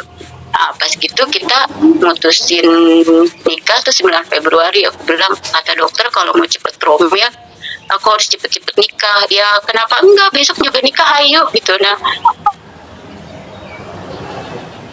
Hera, kita mau tahu Hera praktek apa aja yang Hera lakukan? Sadar nafas, syukur, relief, atau apa prakteknya? nah pas emang sih yang waktu Ada yang ngisi ke buku asumsi. Iya, nah memang aku jujur yang waktu habis ikut kelas teteh yang September itu, yang 30 hari itu aku jalanin rutin. Terus gitu memang aku masih frekuensi aku tuh aku ngerasa masih nggak baik. Aku kayak masih masih di identitas lama. Ini kenapa? Nah aku tuh kayak baru terbangun lagi tuh pas ikut retreat itu teh. Retreat itu ketemu teteh, kayaknya kan waktu itu kan masih online ya, ketemu teteh kan tuh pertama kali ya offline. Terus kayaknya dipeluk teteh deh, dapat energi teteh. Terus nulis single. Nah pas abis itu aku rajin tuh teh, pas jam malam itu rajin tiap mau tidur nulis di buku asumsi kan, buku syukur, buku asumsi. Terus setiap hari, malah sehari kadang aku berapa kali kalau aku yang kayaknya lagi nggak enak nih frekuensinya, aku nulis aja apapun aku tulis gitu. Terus yang rilis, sadar nafas, syukur, semuanya pokoknya aku kadang di mana dulu gitu habis sholat, terus aku rilis, aku istilahnya nyenakin diri deh, rilis, nafas, syukur gitu. Terus selalu nulis tuh aku intens banget yang dari retreat itu teh. Nah itu kayaknya yang power banget gitu. Selama ini akunya yang bolong-bolong, yang sebelumnya ya yang kayak kurang intens lah gitu latihannya. Nah pas habis itu karena aku juga pengen dapat petunjuk nih, aku pilih siapa gitu, terus aku benar-benar intens nulis di buku syukur, buku asumsi, buku goals kan hanya sesekali ya teh. Ya, betul. Juga tiap kelas pokoknya aku sempetin rilis, ada nafas syukur kalau lagi nih, tiap ingat lagi nyetir, lagi apa, lagi aktivitas apa, ingat ada nafas syukur gitu kan, nafas masuk nafas keluar, aku itu sih aku praktekin gitu. Terus ya udah, terus ketemu suami aku gini, aku kalau nikah dari dulu tuh dream aku pengennya di bulan Ramadan gitu. Terus emang dulu tuh yang artisnya Mas Aski Adia Meka kan nikah di bulan Ramadan, aku tuh langsung kayaknya aku juga nanti someday nikahnya di bulan Ramadan deh. Iya bener deh gitu, subhanallah. Terus aku bilang ke suami, kayaknya tanggal cantik 22/2/2026 atau 26/2/2026, kamu mau pilih yang mana? Gini, 26 aja deh, 26/2/2026. Nah, pas terus gitu itu juga apa ya, lamarannya dadakan. Terus keluarga aku, kamu nikah nih kayak orang dadakan banget. Akhirnya aku diajak ke keluarganya calon suami ke Makassar, di sana 5 hari. Terus perkenalan keluarganya kan, terus udah pulang tuh hari Minggu, hari Kamisnya udah langsung nikah. Oke, luar biasa sekali Bu Hera. Sebenarnya kita tertarik banget pengen dengerin sampai selesai, cuman karena giliran. Iya, betul. Tapi apa Teteh yang bisa hanya satu lagi Mas Enda, ternyata tidak hanya menikah aja Hera. Tadi Iya, aku lagi mau job yang masuk itu. jadi pas mau nikah ini itu kan di bulan Ramadan ya. Jadi aku pas mau nikah tuh sibuk malah ngurusin acara event buka puasa, malah aku jadi sampai nggak sempet tidur tuh istirahat. Jadi langsung berdatangan 6 job gitu. Padahal tadinya tuh ada sebulan tuh nggak dapet job sama sekali, cuma dapet 1. Sedih banget gitu, cash flow terganggu. Pas mau nikah itu teh langsung marketing aku kok pinter jualan gitu. Langsung jualan tuh 6 gitu. Ya kan lumayan kemarin tuh apa ya, satu buka puasa tuh satu event aja lumayan dapat keuntungannya 45 juta sampai 50 juta gitu. Iya, aku bilang itu pas mau nikah gitu kan, subhanallah. Aku bilang ini mungkin energi aku ini kali ya teh ya bagus gitu ya. Alhamdulillah setelah itu sampai sekarang juga bagus gitu penjualan. Padahal sebelumnya aku tuh yang aku sih sadar kayaknya emang energi aku yang gak bagus gitu, jadi kan mempengaruhi semua aspek ya, rezeki juga jadinya rada-rada terganggu kan, job jadi menurun gitu. Pas mutusin nikah, job berdatangan gitu teh, alhamdulillah. Iya, oke. Terima kasih Teteh, Mas Endra, ya Allah. Sebaliknya luar biasa, Masya Allah. Ya Teh, gimana Teh? Mas Hendra, Hera ini salah satu contoh alumni yang pada saat pertama kali ketemu aku, dia bilang, Teh Febi kenapa ini belum manifestasi? Apain aku gitu Teh, katanya gitu. Aku diapain? Iya. Gitu. Nah, mungkin pertanyaan itu mewakili semua pertanyaan alumni yang belum menemukan kedamaian. Oke. Sama seperti Hera, karena pada saat pertama kali aku ketemu Hera di Jakarta, itu wajah cemasnya kelihatan, wajah resahnya kelihatan, wajah putus asanya kelihatan, wajah bingungnya kelihatan, Mas. Gitu. Dan itu campur, dia udah kayak, Teteh, aku harus gimana lagi, apalagi. Karena Hera termasuk yang juga belajar kemana-mana, Mas Hendra. Hampir kelas-kelas keren tuh dia ikutin gitu, dan dia akhirnya bingung sendiri, ini harus mulai dari mana Teh, ini udah banyak banget kelas, aku bingung, aku ketemu Teteh, aku mau denger langsung, aku harus apa dulu gitu. Ya itu dia bedanya ketemu langsung sama enggak, Mas Hendra. Pada saat ketemu langsung aku bisa lihat bahwa dia cuma butuh geser identitas doang. Jadi aku bilang, Hera, ingat lagi bab 1, kamu siapa? Tulis. siapa kamu, identitas kamu tulis. Apa yang kamu rasakan dalam ketakutan, kecemasan, kebingungan, itu bukan kamu. Sejatinya kamu bukan itu. Balik lagi yuk ke default pabrik, ibaratnya gitu. Sama set-upan pabrik di awal gitu, Pak. Jadi ketika Hera udah, tadi kan Hera bilang ya, ada rasa pengen bunuh diri ya, tentang pengen punya jodoh. Karena memang udah injury time, Mas. Hera udah di area 40-an, 45 ke atas. Jadi ada sedikit kekhawatiran di dia tentang pernikahan. Jadi wajar kalau ketakutan gitu ada. Lalu aku bilang, Hera sempat nanya ke aku, jadi mungkin nggak ya? Aku bilang, Hera, umur itu cuma angka. Sedangkan jiwa kamu tuh selalu muda. Aku bilang, nggak ada yang nggak mungkin, Hera. Ini bisa. Asalkan kamu asumsikan, kamu tulis di buku asumsi kamu, apa yang kamu mau dalam hidup kamu. Kamu pasti bisa dapat. Syaratnya satu, ganti identitas kamu. Jangan pakai identitas lama yang rasanya menderita dan rasanya kekurangan. Karena itu aku cuma bilang, pilihannya cuma simpel, Ra. Mengawali kebingungan kamu di titik sekarang. Ini ada rasanya kamu sekarang, takutan, kecemasan, kekurangan job, kekurangan cinta, kekurangan duit, saat itu yang dirasakan. Hera mau pakai identitas lama, atau Hera mau terbuka untuk melihat sebetulnya di awal penciptaan itu Hera itu siapa sih? Diberikan versi dari Allahnya, kamu itu adalah bagian dari kelimpahan itu sendiri. Mau nggak terbuka untuk menerima ini sebagai sejatinya kamu, ini sebagai identitas baru kamu? Cuma gitu doang sebetulnya, Mas, solusinya. Identitas sadaran dia melihat. Akhirnya Hera memutuskan, oke, TVB, aku adalah Hera yang cantik, kata dia gitu. Cantik, kata dia, yang sukses dalam bisnis, beruntung dan berkelimpahan. Itu dia tulis di buku asumsinya. Iya teh. Oke sip. Nah, dari cerita Bu Hera ini paling tidak satu yang bisa jadi semacam kayak moral story adalah pentingnya membangun citra diri, ya. Bagaimana kita memiliki citra diri yang positif, gitu ya. Kita punya yang namanya harga diri, kita punya value, gitu ya.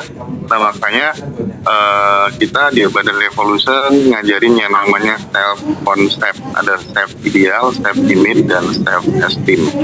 Nah, itu selanjutnya selain Bu Hera, siapa lagi yang Teteh undang pada kesempatan kali ini? Ada dua lagi, tapi sedikit aku mau kasih penutup buat Hera. Untuk identitas doang, Mas Hendra. Jadi cuma di ranah batin doang nggak cukup. Tapi di ranah lahirnya dia lakukan. Dia lakukan perubahan daily routine. Dia mengaktifkan, dia memberikan rasa di dalam diri dia. Dia sadar nafas syukur rajin banget gitu setelah retreat ngaji Roto itu. Terus dia juga kelas Jakarta offline ikut juga, Mas. Oh iya. Ikut juga dia kelas Jakarta tuh, ikut dengerin gitu. Jadi dia memang pembelajar luar biasa dan dia mau praktekkan itu. Dan aku lihat kan, aku baca historis dia before after, terus dia tulis di sini bahwa kuncinya adalah ketika dia sudah mulai menggeser kesadaran dia, menyelaraskan, lalu di dalam hati dia saat ini, Hera bilang ada rasa damai, tenang, plong, dan rasa bahwa semua yang terjadi dalam hidup dia itu sudah lebih dari cukup. Ada rasa damai dan ada rasa cukup. Nah, itu dia, Mas, kuncinya. Rasa damai, rasa tenang, rasa cukup. Karena di titik rasa damai, rasa tenang, rasa cukup, tubuh kita ini, sistem syaraf di tubuh kita tidak lagi menegang. Dia cooling down, dia selaras dengan semesta, dia selaras sama uang, dia selaras sama job, dia selaras sama jodoh gitu. Jadi kuncinya di getaran sistem syarafmu. Masih menggetarkan ketakutan nggak? Atau menggetarkan ketenangan? Itu, Mas Hendra, penutup buat Mbak Hera. Siap Teteh. Selanjutnya, Masya Allah. Oke, selanjutnya kita ada alumni dari Kota Tarakan. Alumni dari Kota Tarakan, batch 24, masih baru Mas Hendra. Di sini ada Mbak Salmawati. Mbak Hendra masih banyak ya. Thank you. Mbak Salmawati, Assalamualaikum. TP Mas Hendra. Halo, terima kasih udah hadir. Ini keren banget Mas Hendra. Dari sebelum belajar dia udah banyak manifest. Sebelum belajar aja udah banyak manifesto Mas. Iya. Dan ada manifest kesehatan juga. Ibu Salma izin cerita sebelum belajar sama setelah belajar. Silahkan. Terima kasih Teh atas kesempatannya. Terima kasih Mas Hendra. Assalamualaikum warahmatullahi wabarakatuh. Saya Salmawati dari Kota Tarakan. Cuman saat ini lagi ada di Makassar Teh. Karena mudik kan. Iya betul. Jadi awalnya itu saya lihat Teteh itu di YouTube Ngaji Rosmo. Waktu itu 2024 kalau nggak salah akhir kayaknya ya. Di situ Teteh membahas tentang batch 1, batch 2 tentang ayat. Cuman saya ini bingung, ini harus ikut kelas atau gimana ya. Tapi karena kelasnya kan malam ya Teh, Zoom-nya itu malam. Saya nggak susah menyesuaikan waktunya untuk ikut malam. Akhirnya rutin aja tiap hari nonton YouTube Ngaji Roso dan materi-materi yang Teteh sampaikan kan sebenarnya saya sudah baca di buku. Cuman kan kalau di YouTube itu kan dia lebih terperinci, terus Teteh juga mengajarkan tentang sadar nafas. Nah ini yang sadar nafas ini yang saya nggak dapat di buku. Jadi ketika ikut lihat di YouTube saya tiap hari Teh ikut YouTube-nya Ngaji Roso sambil kerja itu tiap hari. Di rumah juga nonton YouTube. Sampai akhirnya saya manifest yang Quantum Gem 10 juta. Tapi saya dapatnya 50 Teh. Masya Allah. Quantum Gem 10 juta dapatnya 50 juta. Itu cuma nonton dari YouTube. Karena kan Teteh ngajarinnya Quantum Gem 50, abaikan realita, yang penting respon. Kemudian 227 saya kan juga nggak ngerti Teh. 227 ini harus bikin apa. Terus Teteh juga mengajarkan buku 3 buku itu kan, itu saya belum melakukan yang 3 buku karena saya kan belum ikut kelas. Tapi saya tetap itu yang sadar nafas, rilis sama tabungan semesta. Kemudian pekerjaan saya juga lancar Teh. Kebetulan saya kerja di kantor pajak ya Teh. Jadi saya banyak berhubungan dengan perusahaan-perusahaan. Jadi ketika saya harus menyampaikan surat ke perusahaan-perusahaan itu kan kadang terkendala masalah komunikasi ya Teh. Biasanya mereka agak keras dalam merespon. Tapi setelah saya menerapkan ilmu dari Teteh sadar nafas, itu pekerjaan saya itu jadi mudah. Dan selama hampir 30 tahun saya bekerja, nanti bisa mencairkan hampir 1 M. Masya Allah. Mencairkan dari pekerjaan saya. Iya. Dan saya sendiri seperti tidak percaya kok begini mudahnya ya berhubungan dengan orang. Kadang kan susah ya Teh kalau misalnya kita harus menyampaikan kewajiban pajak sama orang, itu biasanya mereka tuh agak menolak atau gimana ya Teh. Pokoknya ada drama lah. Tapi setelah saya terapkan ilmunya Teteh, itu pekerjaan saya itu lebih mudah. Cuma kan waktu itu saya kan belum berpikir untuk Quantum Gem uang. Setelah pekerjaan saya semua saya rasa mudah, ya udahlah saya coba untuk Quantum Gem uang yang 10 juta. Saya dapat 50 juta. Jadi saya merasa masih ada yang kurang Teh. Kalau saya nggak ikut kelas ini kayaknya masih ada, karena Teteh sering sebut metode craft. Metode craft itu kan tidak ada dibuka di YouTube. Jadi saya bilang kalau saya nggak ikut kelas ini kayaknya enggak semua materinya saya dapat. Terus Ngaji Ros juga pernah kan mengundang Ibu Sinta ya yang tulis buku pesan cinta Tuhan lewat sakitmu. Itu saya beli Teh bukunya. Di buku Bu Sinta itu ada tulisan, kata Bu Sinta, kalau ilmu dapatnya gratis itu cepat hilang. Tapi kalau ilmu dapatnya bayar itu pasti nempelnya lama. Kayaknya saya harus ikut kelas. Akhirnya saya ikut kelas yang tanggal 14 Februari itu, yang kan saya ikut kelas di situ. Nah situ kan Teteh ajarkan tentang rilis Nah ternyata saya baru mengerti kalau rilis yang sebenarnya ya seperti yang Teteh ajarkan di kelas. Selama ini kan saya memahami ya Teh bahwa rilis itu hanya sekedar sadar nafas, terus melepaskan semua yang perasaan-perasaan yang nggak nyaman. Cuman masalahnya kan ada perasaan tidak nyaman yang saya sadari, ada perasaan nyaman yang tidak saya sadari. Saya yang seperti luka batin apa itu kan tidak saya sadari, kan mengendap di pikiran bawah sadar. Nah, ketika saya ikut kelas yang tanggal 14 itu, di sesi itu, saya ikut rilis juga, ternyata di situ baru banyak yang saya ingat ya, pengalaman masa kecil yang membuat saya takut, sedih, itu semua terangkat. Dan saya kan agak sakit, jadi nyeri di pinggang bagian belakang di bawah itu sudah terapi 2 kali, dia nggak sembuh deh. Sampai saya ikut rilis, dan itu hilang sampai sekarang. Itu penyakit obat, saya beli alat terapinya, pokoknya semua saya coba itu nggak hilang deh. Tapi waktu saya ikut rilis itu hilang. Itu penyakit saya itu udah nggak terapi, saya udah nggak minum obat, saya sudah, badan saya sudah tegar, pokoknya sudah full fit lah. Jadi waktu Teteh di kelas itu kan ngajarin Quantum Jam yang 25 juta ya.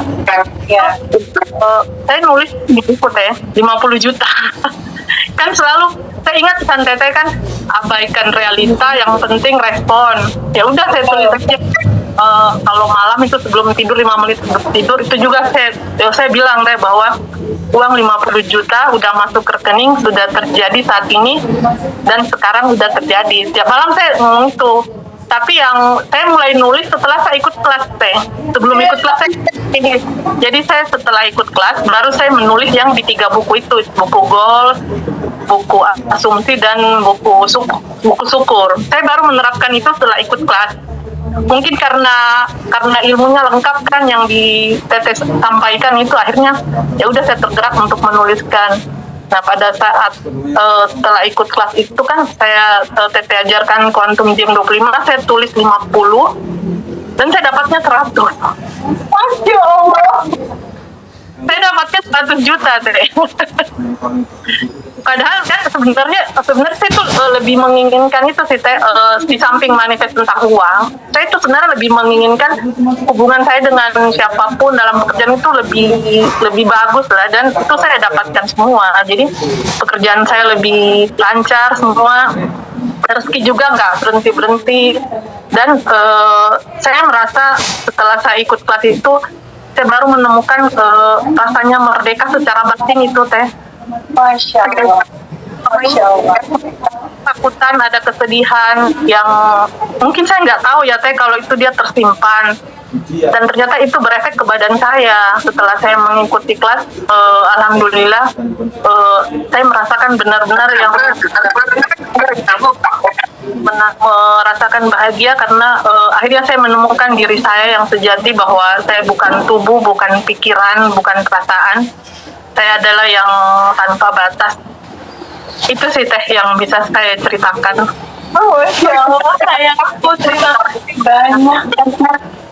Wow, Mas Hendra, silakan. Oke.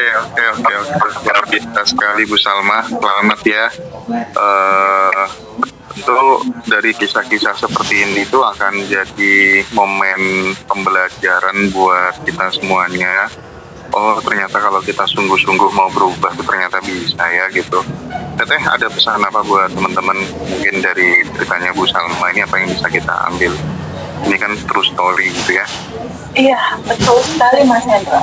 True story ini akan selalu menjadi guru buat kita, Mas Hendra, dan aku saat ini benar-benar mendapat insight yang besar sekali ya Mas dari teman-teman bercerita hari ini gitu.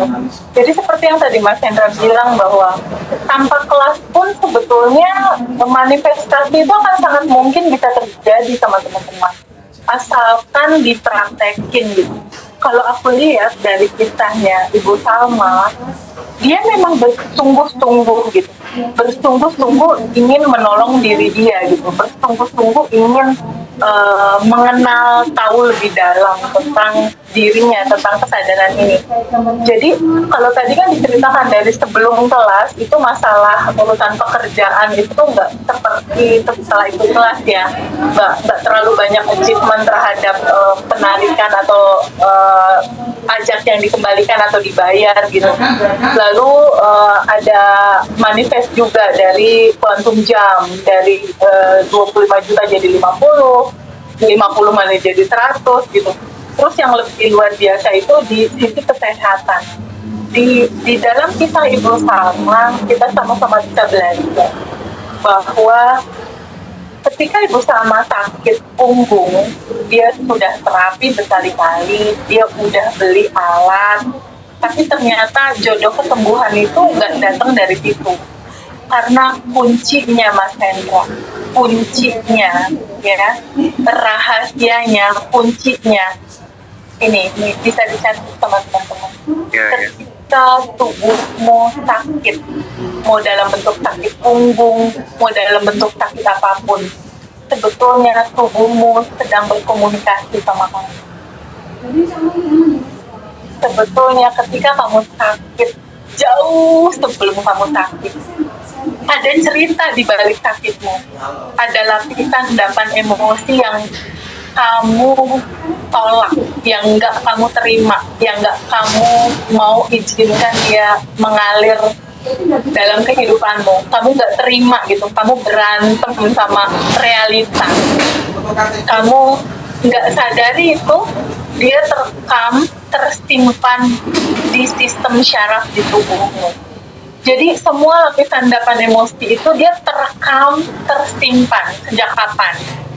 Sejak di dalam kandungan ibu. Sejak di dalam kandungan, itu baby sudah bisa mulai merekam cerita-cerita apa yang terjadi di luar tubuh ibunya. Sama kecilnya gitu.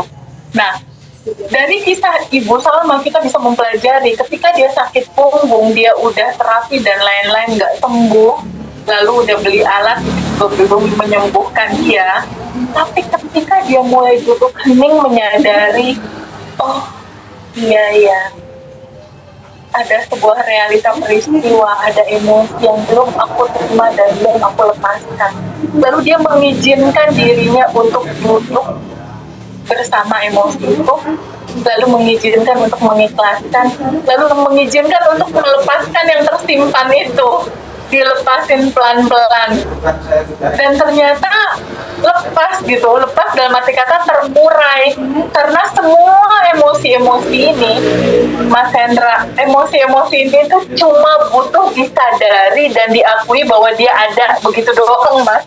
Iya Teh.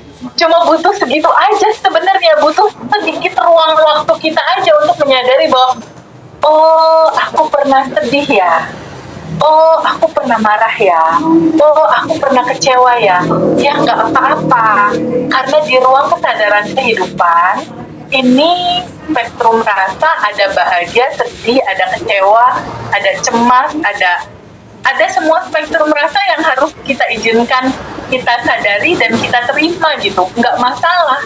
Apapun yang terjadi, izinkan, sambut, dan terima. Itu yang terjadi sama Bu Salma.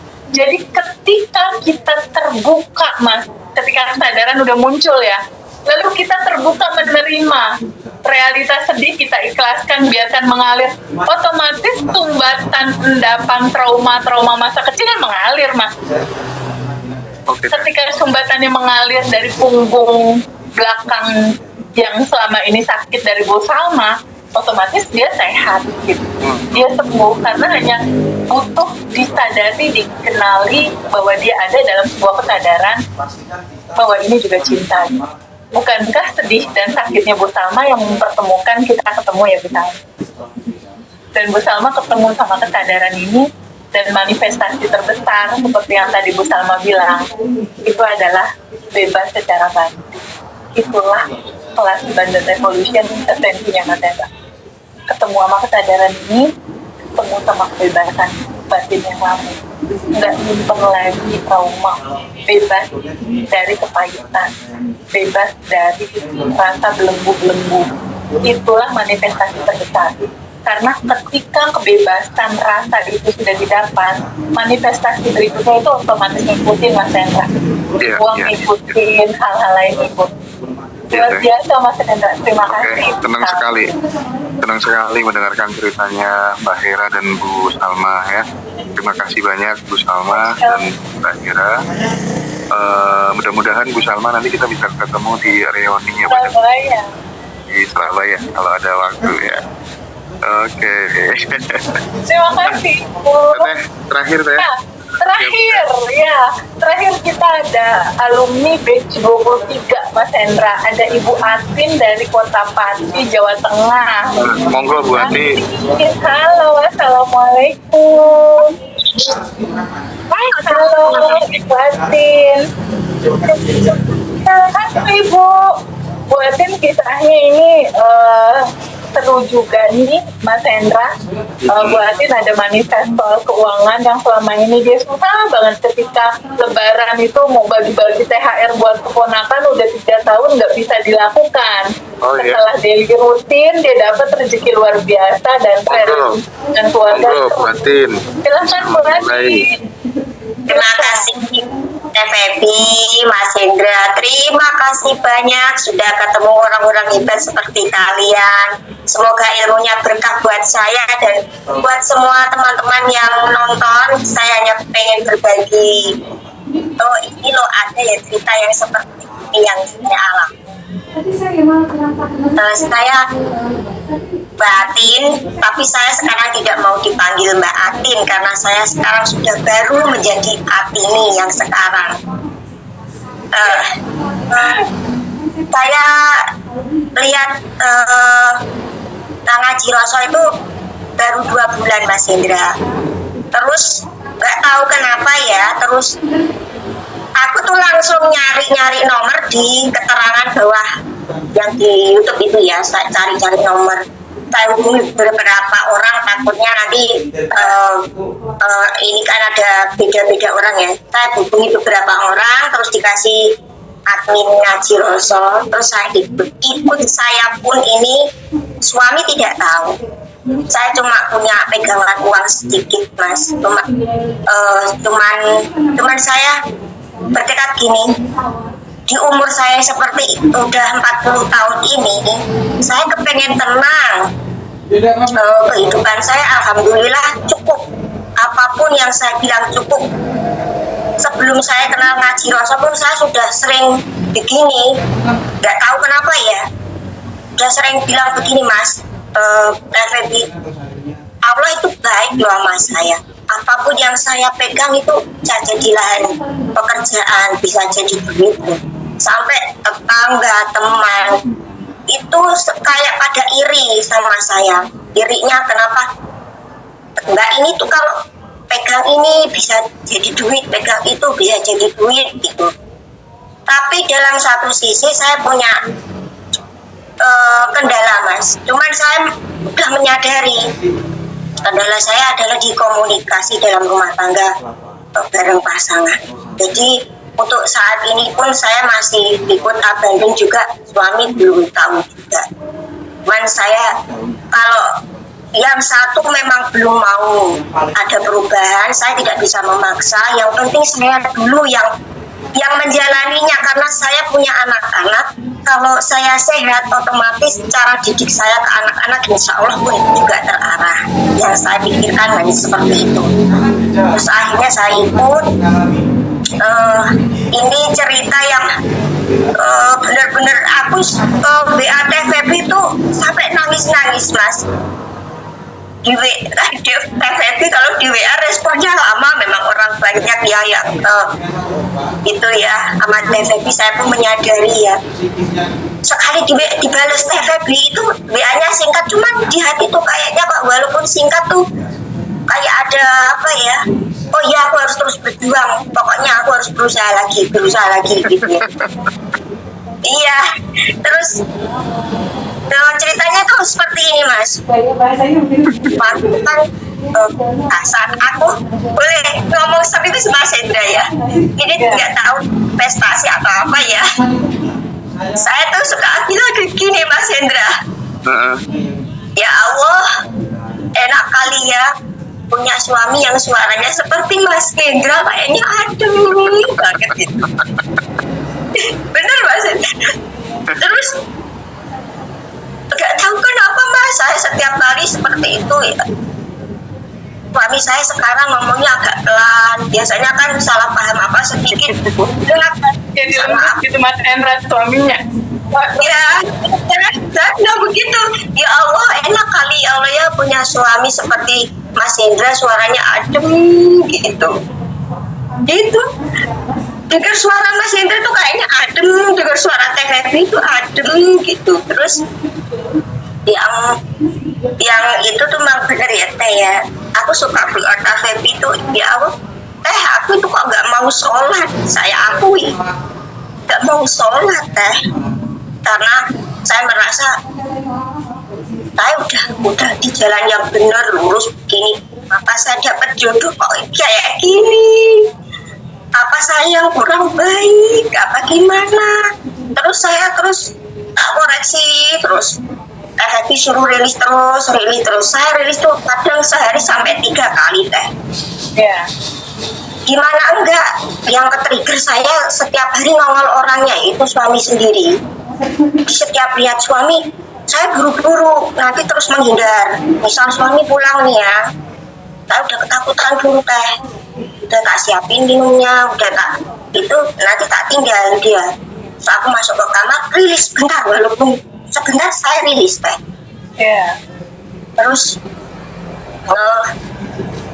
aku terus sayanya yang paling kayaknya nggak mau sholat ya karena ya Bu Hasmin, waktu 3 tahun yang lalu kalau lebaran itu nggak bisa ngasih buat keponakan-keponakan, terus akhirnya bisa dapat 10 juta di lebaran kemarin, itu praktek apa aja Bu? saya semua insya Allah saya lakuin yang dari 30 hari rutin itu Teh. Bangun pagi saya suka senyum-senyum sendiri, padahal saya orangnya kan susah senyum ya. Saya senyum sendiri, ya Allah, pagi ini saya lihat suami saya ganteng banget, ceria banget. Ya itu ya, saking saya ketakutan Mas. Ya suami saya Pilihan ya keren. Akhirnya turun 10 juta, gimana ceritanya Bu? setiap mau lebaran ya Teh ya. Nah 2 minggu nih saya belum kepikiran Teh karena udah 3 tahun kan ya. Saya udah gini aja, ya wis lah pasrah ya Allah, 3 tahun nggak bisa ngasih ponak-ponakan, nggak bisa itu, ya wis lah. Itu cuman tuh kata-kata Teh Febri lagi saya gini ya pagi nih ya Teh. Ya. Pokoknya ingat lah, ya Allah, makasih ya Allah ya, dapat duit 10 juta buat ngasih makan buat lebaran ya, tak kasih. Makanya banget ngasih ponak-ponakan ya, gitu Teh. Lah terus 3 hari sebelum lebaran terus saya ditransfer uang walaupun dari suami saya. Kayak Keren. ini orang kenapa kasih saya duit segini banyak.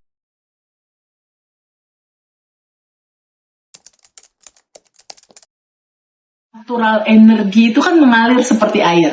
Dia akan mengalir seperti air, tapi pada saat energi itu kamu sumbat sebagaimana air, dia pasti akan nyari jalan untuk keluar dan flowing gitu. Ya, pada saat kamu sumbat, dia selalu akan nyari jalan untuk flowing. Itulah cerita looping. Itulah cerita ketika kamu sumbat, kamu tolak, kamu kamu dorong, kamu nggak izinkan itu hadir, dia pasti akan selalu nyari jalan untuk tetap mengalir dalam kehidupan kamu sampai kamu sadar untuk menerimanya. Jadi saat itu momentum seperti itu yang aku merasa, aduh kayaknya semua usaha sia-sia. Iya, semua usaha sia-sia pada saat aku tidak tahu cara kerja semesta berjalan di dalam kehidupanku. Aku tidak tahu bahwa segala sesuatu, izinkan kamu terbuka menerima dan izinkan allow. Izinkan dia mengalir, izinkan dia flowing gitu. 2 kata itu sih yang pada akhirnya sampai dengan saat ini aku jadikan lifestyle, aku jadikan habit, aku jadikan a way of life gitu. Jadi ada sebuah lifestyle baru, cara mensikapi hidup, bahwa hidup itu adalah sebuah seni untuk menyadari bahwa apapun, everything is energi, apapun yang kita hadapi, apapun itu adalah energi. Aku energi, dia energi, segala hal, benda-benda apapun yang kita inginkan itu adalah energi gitu. Semua rasa pun energi. Mau di labeling bahagia, mau di labeling sedih, mau di labeling kecewa, itu cuma energi yang mewujud jadi sebuah rasa itu. Jadi sadari bahwa energi itu adalah cinta, di balik kesedihan itu adalah cinta gitu. Justru di titik ada masalah terberat dalam kehidupan aku sehingga aku berpikir kiamat nih, gak ada solusi nih. Justru rasa sedih dan kecewa dan jatuhnya aku itulah, luka aku itulah yang mengantarkan pada akhirnya aku bertemu pada sebuah kesadaran tentang energi adalah cinta. Cinta melarutkan segalanya dan segalanya bisa selesai dengan cinta.